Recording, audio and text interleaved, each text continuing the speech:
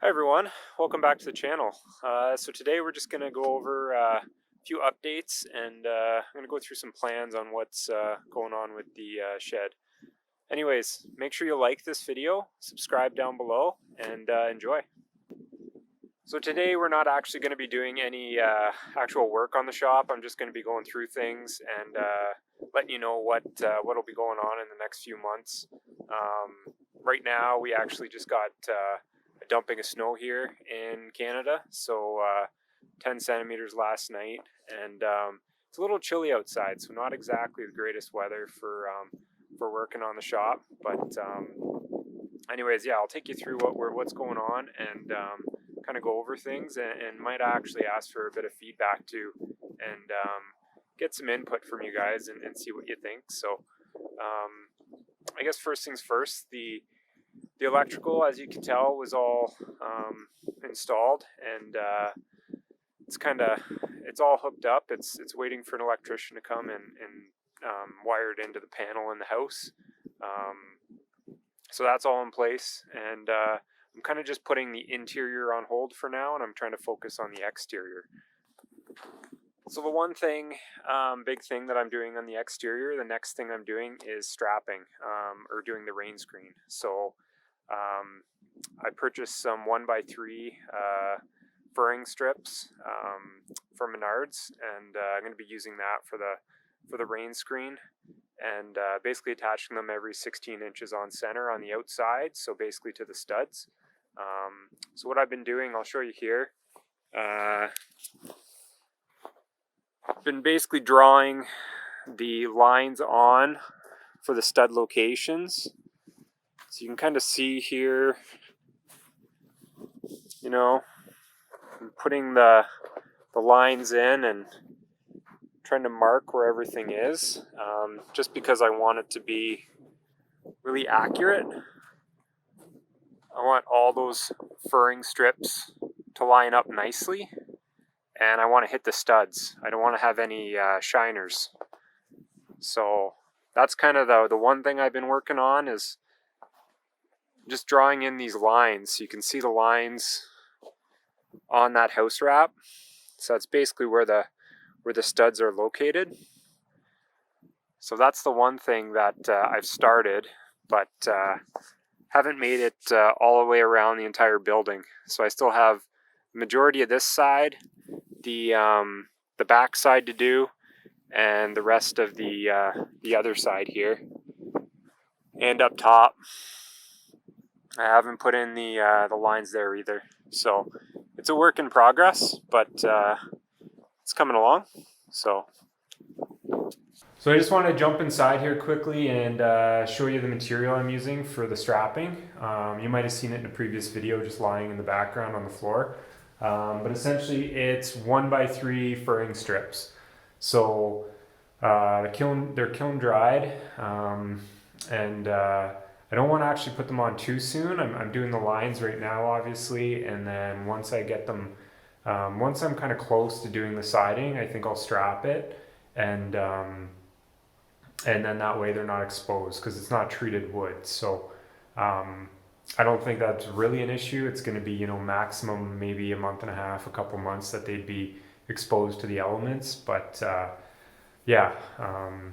So that's kind of the next thing on the radar, is getting that done and getting those up. And another reason I wanted to get the strapping on, I'll be using 2 3/8 framing nails, and I shouldn't have any issue hitting, as long as I hit the studs, I shouldn't hit any wiring. So that was the one concern I had. I don't want to do any insulation inside here until I get that strapping on, at least, just to ensure that in case I do miss, or it goes a little bit too far into the stud, I want to be able to see and just check the wires after, to make sure I haven't hit anything. So that's kind of the reason why I want to really focus on the outside, get the strapping done, and then at that point I can maybe dabble a little bit on the inside and get some insulation done. So anyways, here I'll show you a close-up of the material. So you can see there, 1x3s, kiln dried, 8-footers. So I don't know. I think those will do the trick. But anyways, they've just been sitting in here taking up space for the last couple months, and hopefully I'll get them up soon. So another thing with the rain screen that I wanted to mention is once I have the 1x3s on, I'm actually going to put a filler at the bottom between each piece of strapping, just so there's not that opening. Products out there that you can get, I know there's a product called Coravent. It's corrugated plastic. It's about 3/4 of an inch thick, and it just fills that space. And there's actually like a bit of a bug mesh that goes over the bottom of it, and that just keeps anything from getting up underneath between basically the wall and your siding. So I couldn't find that Coravent stuff anywhere. I looked online, I couldn't find it anywhere to order. Actually, anywhere to order in Canada. I'm Canadian. Didn't really want to pay a bunch to have it ordered from the States. So I went to Menards actually. I live right on the border. So I went to Menards and I found this stuff here. It's ridge vent. It's a ridge vent material. So you can see here, it's essentially the same stuff. It's probably about a 3/4 inch thick ridge vent, and it's about 20. I think this is a 20-foot roll. So yeah, 20-foot roll, 5/8 inch profile. So what I'm going to do is I'm going to cut it right down the middle. So I'll get 40 feet out of it, and that'll go kind of right between the pieces of strapping. And then I'll probably I don't know if I'll wrap the bottom with bug mesh as well, but I might do that as well. Who knows? So I'll have that on the bottom, and I might even do it at the top as well. I don't know if that's something that most people do. Maybe if you have any experience with it, leave a comment down below.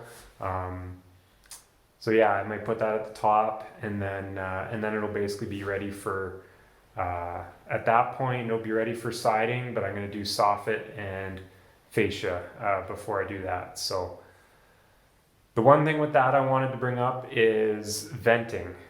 When I built this, I basically built it as solid as I could, and I sealed it up completely. So there's actually no gap at the top between the blocking and the sheeting.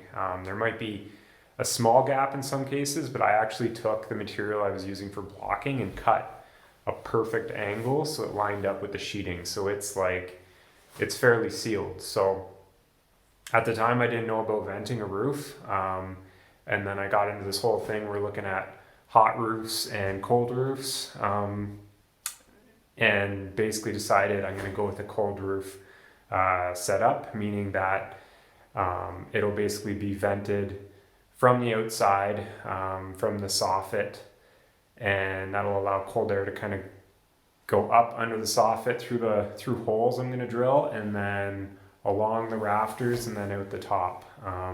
And then I shouldn't have any issues with condensation. And I'm going to use baffles for that, basically the bays between the rafters. So I'll show you here what I mean. So if you take a look, you can see, there's a small gap right there, but for the most part, it's literally sealed top and bottom.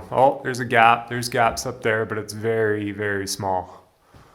So all those pieces of blocking I cut them widthwise, but then I also cut them, basically angled them with the sheeting, and it ended up being really, really not airtight. It's just pretty closed in. So it's not going to allow enough venting.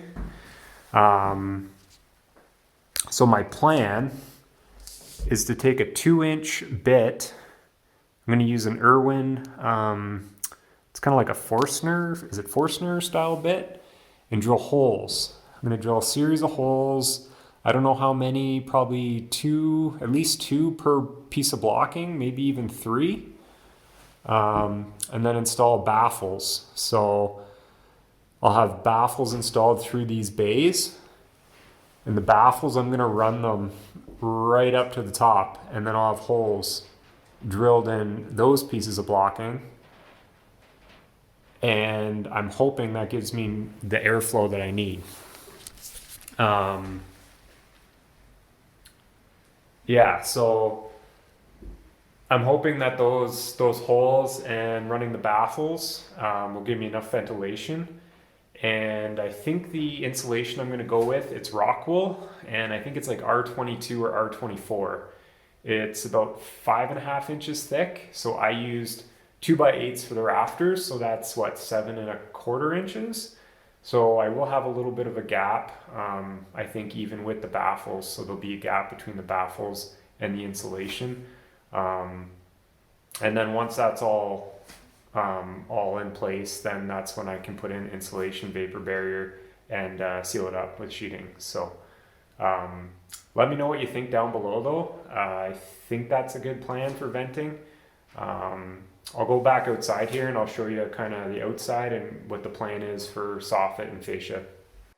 So on the outside here, you can see I've got exposed subfascia boards right now, and you can see the rafter ends coming out. So my plan is to, after I'm done the strapping, to put the soffit and the fascia. So I'll show you here, take a look. So I'm going to run F channel. I'm going to pick up along that kind of top edge there. And then I'm going to use black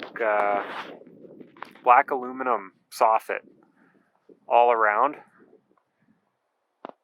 And then I'm going to install black aluminum fascia. Probably 8-inch, I think, is what I've measured out to be. That'll fit up and in there, and it'll just, I'm going to hope it'll stay in place. I'm going to put it in under the drip edge, but I'm not going to nail or screw. I'm only going to nail or screw right underneath here, right on the bottom of that subfascia board. So once I have the strapping in place, and then the soffit and the fascia, I think the next point will be siding. So I've gone back and forth on the siding. I'm not too sure still actually what I want to do, but I'm kind of settled on vinyl.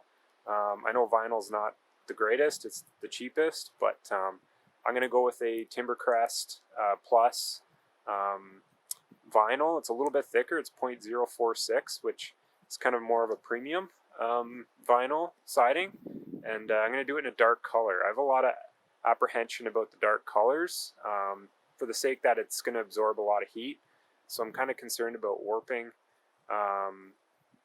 The other thing too is fading, obviously, but from everything I've researched, it seems like it's a fairly good product. I'll put a link to it down below, and if there's anyone out there that's used it before, feel free to leave a message and let me know what your thoughts are on it. So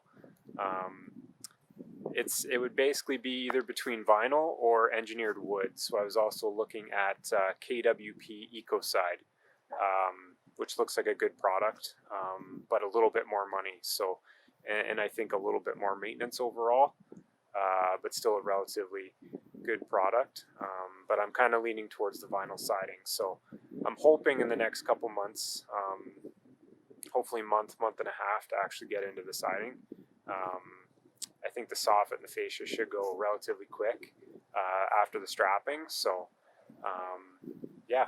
So anyways, that's an update on what's going on the shop, and hopefully I'll have more videos up soon showing progress on the strapping and soffit and fascia and then siding. So just have to wait for a little bit of snow to melt. Anyways, make sure you like this video, hit subscribe down below if you're not already, and we'll talk to you soon.